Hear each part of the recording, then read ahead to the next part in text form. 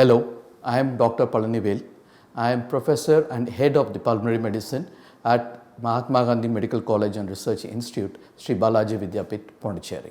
Before 2020, we didn't have much of vaccines to our rescue, but as on date, there are nearly 13 different vaccines developed over 4 different platforms available across the globe, and we are fortunate that 2 of these vaccines are from our own motherland, India.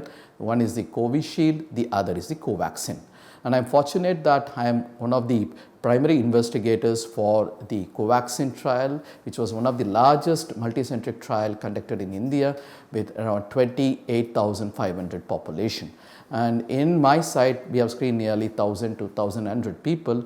And what my personal experience with vaccine is that there is a lot we need to more about sensitizing people about vaccine.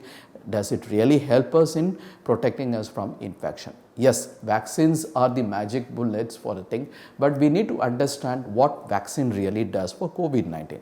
Vaccine prevents from getting severe form of disease. It boosts up your immunity so that as early as the virus enters your body, the body is ready to protect itself from the invader. So this is what the general population should understand. The key reason why many people are hesitant to take a vaccine is that either they are not fully confident that the vaccine will work. They say that my friend took the vaccine, but still he got a COVID-19 infection. So this is what the key the scientific community should address the people in their own understandable language that vaccine prevents disease, it does not prevent infection at this point of time. There may be future vaccines which can prevent infection, but we are not up to that day. So the current available vaccines will help definitely prevent severe form of COVID-19 disease, prevent people from dying in the future, and we can save our future. As a tertiary care center, my team along with the COVID care specialist, we have seen a lot of patients coming with acute infection or the acute disease. We stratify them into mild, moderate and severity. They present with a lot of comorbidities and associated COVID illness. But after they get discharged, we have a spectrum or a group of people who present with what is called as the post-COVID illness. Either the comorbidities get uncontrolled, they need to have more medications to control their pre-existing disease, or they present with new comorbidities like new onset diabetes or hypertension. Added to this phenomena, I would like to say there is an emerging or slow epidemic within this pandemic. One of these is the sleep disorders. Sleep disorders have been there before the pandemic itself, but because of the undue stress associated with this pandemic, the fear and the stigma associated with the illness and the blooming infodemics with the print and the public media, there is a lot of panic about this pandemic. So this has really put a lot of impact on our sleep patterns and leading to psychological distress.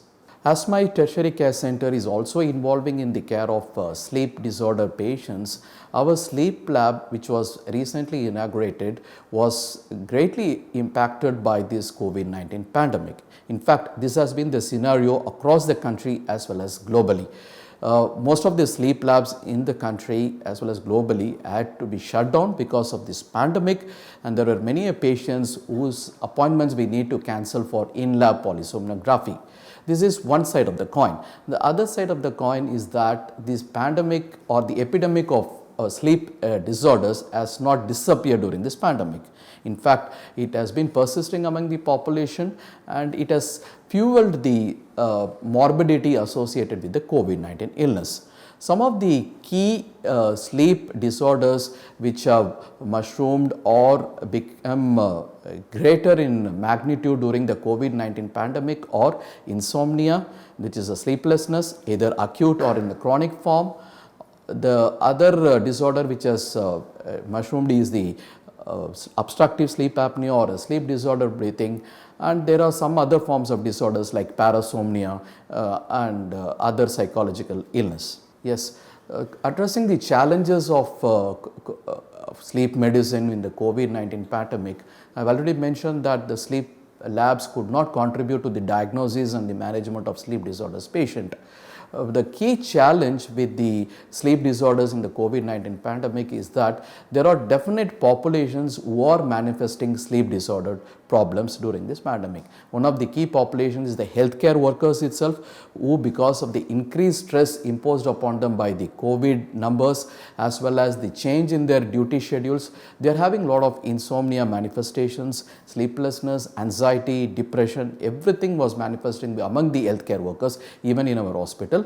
The other group was the general population itself, who were affected by the COVID-19 illness, who were manifesting sleep disorders. The primary sleep disorders again in both the groups were nearly the insomnia, the sleep disordered breathing like OSA and hypersomnia in a small group of population.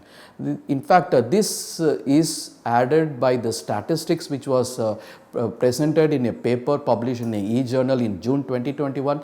It was a study done by researchers across United States, Southeast Asia, Iran and Sweden, which showed that in general, nearly 37% of the general population had some sort of sleep disorders during this pandemic, and among the healthcare workers it was nearly 47%, and among the general population who were affected by the COVID-19 it was 55%.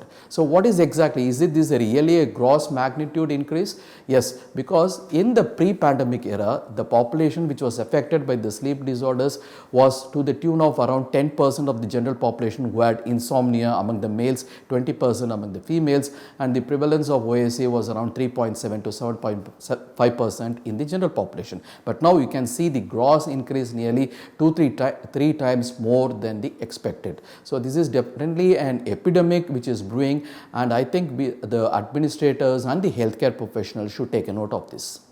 Given the impact of the COVID-19 on the sleep disorders in terms of magnitude of people affected by insomnia and the obstructive sleep apnea, on one hand, on the other end, we don't have the sleep labs being open for diagnosis and management. What are the opportunities available to us? Thanks to the blooming technology, we have other options to our rescue. One is telemedicine consultation, where the specialists have the option of either synchronous or non-synchronous telemedicine consultation with the people who are in need of sleep advice and maintaining the sleep hygiene. The other is people who have already diagnosed with the sleep apnea, they need to come for follow-up. Because the labs are not open, the doctors cannot have their follow-up complaints consultation. So there is an option. I think best of the companies like ResMed even have a cloud-based technology to have a follow-up of these complaints with the sleep machines, especially the positive airway pressure machines.